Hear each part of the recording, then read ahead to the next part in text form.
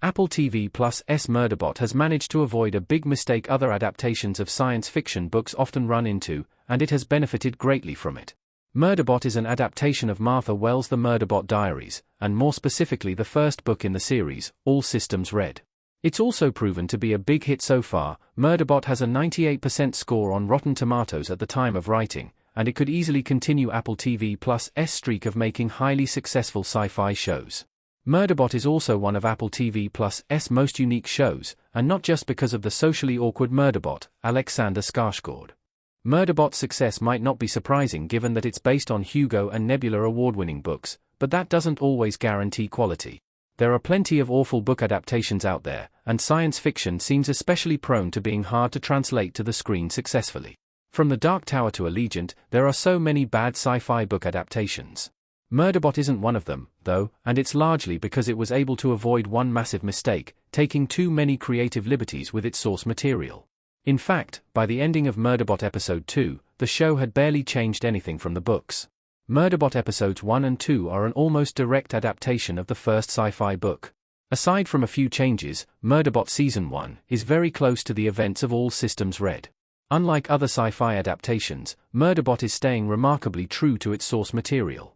There are differences, of course. Murderbot changed the Sec Unit's namesake, for example, and it also removed 2 of the main members of Preservation Auxiliary from the cast of Murderbot.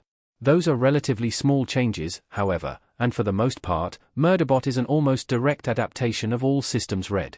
It did throw in a bit of foreshadowing to the second book, Artificial Condition, but Murderbot Episodes 1 and 2 have really focused on staying true to Martha Wells' original story. Possibly the biggest example of how Murderbot is a faithful adaptation is Murderbot itself. Murderbot's internal narration is a huge part of the Murderbot Diaries, and the Murderbot show has already nailed it. Likewise, almost every major plot moment, from Murderbot saving Borodwaj, Tamara Podemski, to Gurathin's, David Dastmalchian, suspicions of Murderbot, made it into the show. In fact, Murderbot actually hired Martha Wells, the original author, as a consulting producer for the show. Wells was directly involved with the adaptation, which almost certainly helped keep the show on track and convinced the showrunners to keep elements that other adaptations would have scrapped.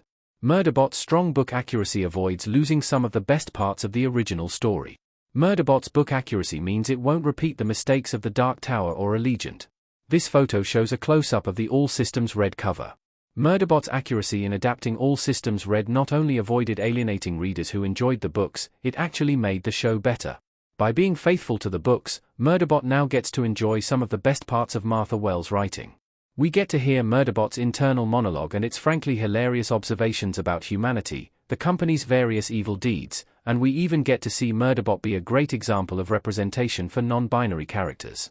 If Murderbot had changed more from the books, we might have missed out on some of the things that made the Murderbot Diaries so beloved and popular in the first place.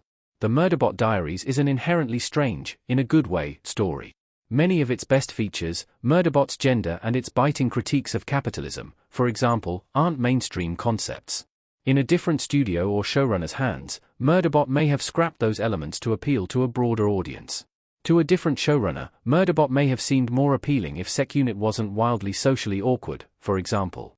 Paul and Chris Weitz, however, recognized that the Murderbot Diaries was popular precisely because it has so many weird ideas, and Murderbot is so much better for it. Staying true to the Murderbot Diaries certainly helped Murderbot succeed, but even the few changes it did make have been great. Showing actual episodes of the rise and fall of Sanctuary Moon added a hilarious way to contrast Murderbot's corporate dystopia with the optimistic utopia of Star Trek. Cutting down the number of members in Preservation Auxiliary has let each character get more screen time and development. Giving Mensa, Noma Jumezweni, panic attacks has deepened her character and made her leadership even more impressive. Somehow, Murderbot cracked the code to balance accuracy with adding in new flavor to a sci-fi adaptation.